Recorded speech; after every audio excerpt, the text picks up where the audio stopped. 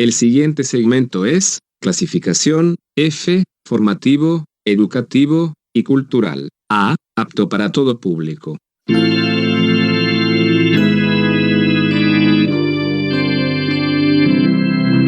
Bienvenido a Hora de Estudio Bíblico con nuestro maestro el Dr. Lehman Strauss. Este estudio es el resultado del tiempo personal con el Señor, el ministerio pastoral y la experiencia en conferencias bíblicas del Dr. Lehman Strauss. Él nos instruye y alienta con la enseñanza de la palabra de Dios. Ahora, el Dr. Strauss. Muchas gracias por sintonizar una vez más Hora de Estudio Bíblico. Espero que este ministerio sea de bendición para su vida. El preparar los mensajes siempre es de bendición para mí. Es como que recibo una dosis doble, porque los preparo y después me siento frente al micrófono y me escucho dando la enseñanza. Dios obra en mí por medio de su palabra, mi amigo. Por eso lo tengo como un privilegio el hecho de poder compartir con ustedes cada lección. Espero que su corazón también sea animado y fortalecido en el día de hoy. Antes de continuar con nuestro estudio, vamos a ver la palabra bíblica del vocabulario bíblico que tenemos para hoy. Hoy tenemos una palabra muy interesante, especialmente con todo lo que sucede en el Medio Oriente. Se trata de la palabra Israel. Y la verdad que me pone contento poder compartir con ustedes esta palabra. El nombre Israel, porque en principio es el nombre de un hombre, de un varón, aparece en la Biblia por primera vez cuando Dios se lo dio a Jacob. Tal vez usted recuerde allí en Génesis 32, versículo 28. Dios le cambió el nombre a Jacob por Israel, y esa palabra significa un príncipe que tiene poder con Dios o el que prevalece con Dios. Jacob tuvo 12 hijos y de allí provienen las 12 tribus de Israel, y fueron llamadas por los nombres de sus hijos. Ahora, el pueblo de Israel entonces eran los hijos de Jacob, pero como a Jacob se le cambió el nombre por Israel, entonces sus 12 hijos pasaron a ser el pueblo de Israel o los hijos de Israel. Por favor, lea Génesis 42:5 y 45:21. Luego en el capítulo 49 del libro de Génesis, versículo 16, se los describe como las tribus de Israel. Ahora se los describe así en muchos pasajes, tales como Josué 3:17, Josué 7:25, Jueces 8:27, Jeremías 3:21. Y también se los llama la casa de Israel, por lo que tenemos varios títulos, los hijos de Israel, las tribus de Israel, la casa de Israel. Esa expresión la encontramos en Éxodo capítulo 16, versículo 31, y en Éxodo capítulo 40, versículo 38. Ahora bien, ese es el nombre por el cual se le reconoce a la nación en la actualidad. En Romanos 9, 10 y 11, Pablo lo utiliza refiriéndose a la nación. Israel se distingue de la iglesia del Nuevo Testamento. Eso es muy importante. Es muy importante distinguir entre la iglesia e Israel. Y recuerden, amigos, Israel no es la iglesia y la iglesia no es Israel. Son dos entidades diferentes y no hay que confundirlas. Así que cuando escuche a alguien hablar de Israel, se trata de la nación de Israel, de los descendientes de Jacob. Israel es un nombre muy precioso y tiene que ver con un grupo de personas muy importantes. A propósito, la nación de Israel tiene un gran futuro. ¿Y cómo lo sabemos? Bueno, Dios lo dice en su palabra, la Biblia. Muy bien, eso es todo por ahora en cuanto al nombre o la palabra Israel. En nuestro próximo programa vamos a estudiar otra palabra. Ahora bien, antes de comenzar con nuestro estudio en Filipenses, estudio número 23, y ya estamos en capítulo 3 de Filipenses, Antes de seguir, vamos a orar. Amado Padre lleno de misericordia, es nuestro gozo el venir a tu presencia y agradecerte por nuestro Salvador, el Señor Jesús. Gracias también por el Espíritu Santo y por las Sagradas Escrituras, que son lámpara a nuestros pies y lumbrera a nuestro camino. Te agradecemos, Padre, por haber puesto tu palabra en nuestras manos, corazones y mentes. Y queremos ser buenos administradores de tu verdad. Oramos para que nos ayudes a enfrentar este día como tus hijos, como buenos administradores, responsables para contigo. Te agradecemos por cada transmisión radial que está transmitiendo el Evangelio de la gracia de Dios. Te agradecemos por todas las estaciones de radio que transmiten este programa y te pedimos que utilices tu palabra en este día, obrando así en los corazones de las personas que nos escuchan. Que tu palabra penetre en cada corazón, a donde esté allí la necesidad. Trae vida a aquellos que están muertos espiritualmente todavía y consuela a aquellos que ya tienen fe en el Señor y que necesitan ánimo y consuelo. Te pedimos también por los que te conocen, pero no andan en tus caminos, Señor, por los que están en el mundo, y te pedimos que obres en sus corazones, que muchos sean edificados en este día para tu gloria, honra y honor. Te lo pedimos en el nombre del Señor Jesús. Amén. Muy bien, vamos a avanzar hacia Filipenses 3, versículo 3. Allí estoy leyendo y dice: porque nosotros somos la circuncisión, los que en espíritu servimos a Dios y nos gloriamos en Cristo Jesús, no teniendo confianza en la carne. Pablo aquí nos da una tercera advertencia. Parece que Pablo aquí estaba haciendo un juego de palabras con la palabra circuncisión, ya que continúa diciendo: nosotros somos la circuncisión, los que en espíritu servimos a Dios y nos gloriamos en Cristo Jesús, no teniendo confianza en la carne. Aquellos judaizantes legalistas que hostigaban a Pablo y perjudicaban su ministerio, podían jactarse de que fueron circuncidados según el pacto de Dios con Abraham. Y si bien decían creer en Cristo, algunos de ellos insistían en que los que confesaban a Cristo como Salvador debían circuncidarse conforme a la ley.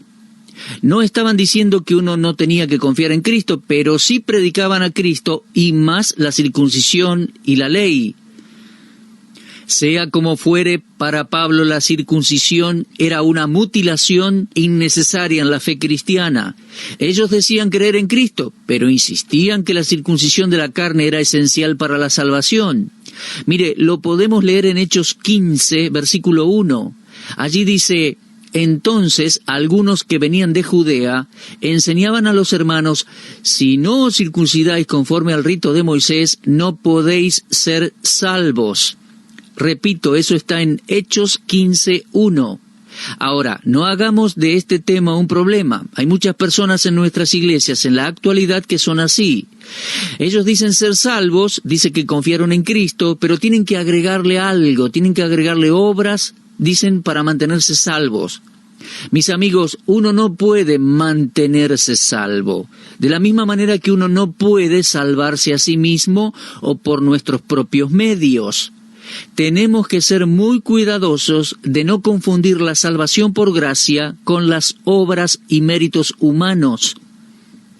Varios años atrás, cuando vivía en Pensilvania, tenía y aún tengo un amigo que poseía un tambo, un lugar allí donde se saca leche de las vacas. Solíamos ir a su tambo y pasar un lindo día de campo, cenando incluso con amigos. Él tenía unas 120, 130 cabezas de ganado. Y había un hombre trabajando allí con el cual me puse a conversar una vez y le pregunté: ¿es usted cristiano? Y él me respondió: claro, yo voy a la iglesia todos los domingos. Es muy difícil que un domingo falte. Y me quedé pensando por un momento. Estábamos allí junto al ganado y le pregunté: ¿sabe por qué es este establo? Por supuesto, me dijo, es a donde el señor Winger tiene su ganado. Entonces le dije: supongamos que usted viene a este establo fielmente, todos los días domingos del año, no falta nunca, y se queda por una hora y media cada domingo. Le pregunto, ¿el venir a este establo fielmente todo el año va a transformarlo a usted en una vaca? Y él me dijo: claro que no. Así que le dije: amigo, ir a la iglesia cada domingo tampoco lo va a transformar en un cristiano. Él estaba confundido con el hecho de asistir, con el hecho de sus obras. Nunca había escuchado el Evangelio de la gracia. No comprendía cómo salvaba a Dios a las personas, a los pecadores. Así que estaba haciendo obras y méritos para agregarle a cierta fe. Pensaba que yendo a la iglesia podía ganarse el cielo. Bueno, Pablo está lidiando con cosas parecidas allí en Filipenses capítulo 3. Solo que aquellos judíos hablaban de Cristo e insistían en que había que hacer otras cosas, había que hacer obras. Pablo estaba corrigiendo eso. Él llama a esos individuos mutiladores del cuerpo, ya que la circuncisión no tenía valor alguno para la fe cristiana. Además, los adoradores paganos se automutilaban, flagelando sus cuerpos, así como en un momento lo hicieron los profetas de Baal, allá en el primer libro de Reyes 18, versículo 28. Allí podemos ver la historia de cómo se cortaban con cuchillos y mutilaban sus cuerpos. Y en los tiempos de Pablo había personas culpables de lo mismo. Estaban agregándole leyes a la gracia. Ahora, la verdadera circuncisión es obra de Dios en el corazón de la persona. Creo que eso es muy importante, y es importante que lo entendamos. Déjeme explicarle que la circuncisión, desde luego, era una ceremonia judía en la cual los niños judíos eran circuncidados, los bebés de 8 días. Se les cortaba el prepucio y era algo muy importante en el rito judío. Lo había pedido Dios al principio. Pero en Romanos 2, Pablo dice: en verdad la circuncisión aprovecha si guardáis la ley, pero si eres transgresor de la ley, tu circuncisión viene a ser incircuncisión. Si pues el incircunciso guardase las ordenanzas de la ley, ¿no será tenida su incircuncisión como circuncisión? Y el que físicamente es incircunciso, pero guarda perfectamente la ley, te condenará a ti, que con la letra de la ley y con la circuncisión eres transgresor de la ley. Pues no es judío el que lo es exteriormente, ni es la circuncisión la que se hace exteriormente en la carne, sino que es judío el que lo es en lo interior. Y la circuncisión es la del corazón, en espíritu, no en letra, la alabanza del cual no viene de los hombres, sino de Dios.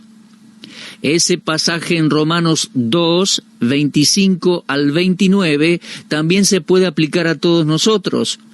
Cualquier obra de la carne que querramos agregar a la obra de Cristo en la cruz o presentar como sustituto la obra de Cristo en la cruz por nuestra salvación, no va a contar delante de Dios, y eso es todo lo que Pablo estaba diciendo aquí en Filipenses 3.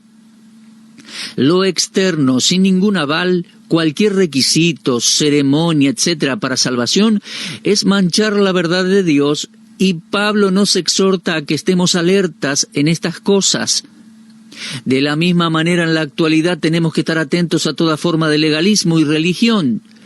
Hay personas que apoyan todo en el bautismo. Si usted se bautizó, es suficiente para ir al cielo. Mi amigo, usted puede ir al bautisterio o ser sumergido en un río como un pecador seco y salir como un pecador mojado. No va a estar más listo para ir al cielo que antes de haber sido bautizado. Es que el bautismo no salva. De ser así, estaríamos para bautizar a toda la gente en el mundo. Ahora, el bautismo sí que es enseñado en la Biblia, pero no como un medio para la salvación, sino que es para individuos que ya son salvos. Otras personas apoyan toda su filosofía en la cena del Señor, diciendo que ésta puede salvarlo. Amigo, uno puede comer el pan y beber de la copa cada vez que acude a la iglesia y terminar en el infierno. Tenga entendido que la cena del Señor es para todos los creyentes, los que ya son salvos. Todos deben acudir a la cena del Señor. Además, debemos confesar nuestros pecados a Dios y a otros antes de asistir. Pero uno no se bautiza ni toma la cena del Señor para ser salvo, porque eso sería una obra de la carne. Uno se bautiza y luego toma la cena del Señor porque ya somos salvos. ¿Se da cuenta de la advertencia de Pablo aquí en Filipenses 3? ¿Ve los efectos? Pablo nos está dando estas 3 advertencias para que tengamos cuidado. Por lo demás, hermanos, regocijaos en Dios siempre, y Él dice, otra vez os digo, regocijaos. Esa fue una de las advertencias. En segundo lugar, la advertencia fue resistir al enemigo. Y en tercer lugar, Él dice, absténganse de la carne. Ahora, fíjese que Él da la posición que Él sabe que es de Dios, tanto para los filipenses como para Él, al decir, porque nosotros somos la circuncisión, los que en espíritu servimos a Dios y nos gloriamos en Cristo Jesús, no teniendo confianza en la carne. Por favor, subraye eso en su Biblia, no teniendo confianza en la carne. Se trata de una advertencia muy solemne. La religión de los judaizantes era una religión de obras, por ende, era una religión de la carne, humana. Cualquier religión que está basada en obras es una religión de la carne, y al decir de la carne me refiero al esfuerzo humano. El hombre no regenerado intentando hacer algo para aplacar la indignación justa de Dios. Y se puede decir lo mismo de las religiones que suman o restan de la salvación por la gracia de Dios por la fe en Cristo Jesús. Ahora, existe una verdadera circuncisión que alaba a Dios en el Espíritu. Se trata de manifestaciones externas que son la alabanza y obra de siervos humildes que se regocijan en Cristo. Permítame leerle unos versículos en Colosenses capítulo 2, comenzando en el versículo 11. En él también fuisteis circuncidados con circuncisión no hecha a mano, al echar de vosotros el cuerpo pecaminoso carnal en la circuncisión de Cristo, sepultados con él en el bautismo, en el cual fuisteis también resucitados con él, mediante la fe en el poder de Dios que le levantó de los muertos, y a vosotros, estando muertos en pecados y en la incircuncisión de vuestra carne, os dio vida juntamente con él, perdonándoos todos los pecados. He leído Colosenses 2, 11 al 13. Ahora, la circuncisión era literalmente cortar el prepucio del varón. Los maestros judaizantes descansaban en ese rito religioso que Dios le pidió a Abraham, y terminaban teniendo más confianza en ese rito que en la obra de Cristo. Entonces, de esa manera, se transformó en una ceremonia corrompida. Pablo explica que la verdadera circuncisión es la obra interior del Espíritu Santo. Es un asunto del corazón. Es dejar de lado la vida egocéntrica y entregarse enteramente en las manos de Dios. En otros textos Pablo lo llama crucifixión con Cristo. En Gálatas 2:20 él escribió, con Cristo estoy juntamente crucificado. Ahora, existen tres características de la verdadera circuncisión. ¿Cuáles son? En primer lugar, adorar a Dios en espíritu. ¿Lo ve en el versículo? Nosotros somos la circuncisión, los que en espíritu servimos a Dios. En contraste con la alabanza de la antigua dispensación, que era ritualista en carácter, el verdadero cristiano, habiendo nacido de nuevo por el Espíritu de Dios, adora a Dios internamente. La verdadera adoración es materia del espíritu y no de la carne. Ahora, no quiero decir con esto que no hay actividad del cuerpo envuelta en la alabanza, no me refiero a eso. Solo estoy diciendo que uno puede ir a la iglesia con regularidad, cantar los himnos y canciones, entregar ofrenda, tomar parte activa en la iglesia local y todavía no ser salvo, porque no ha nacido de nuevo todavía. La verdadera adoración es materia del espíritu. No toma ciertas formas externas ni se concentra en algún ritual. Jesús le dijo a la mujer samaritana, Dios es espíritu, y los que le adoran en espíritu y en verdad es necesario que adoren. Lo leemos en Juan 4:24. Cuando un hijo de Dios o cuando un pecador pasa a ser un hijo de Dios, cuando una persona nace de nuevo, el cuerpo del cristiano pasa a ser templo del Espíritu, en el cual Dios es adorado en cada pensamiento, meditación y al hacer las cosas. En Romanos 12:1 Pablo dice: así que, hermanos, os ruego por las misericordias de Dios que presentéis vuestros cuerpos en sacrificio vivo, santo, agradable a Dios, que es vuestro culto racional, o literalmente vuestra adoración racional. ¿Se da cuenta? El cuerpo es la morada del Espíritu Santo, y el cuerpo debe entregarse al igual que el Espíritu.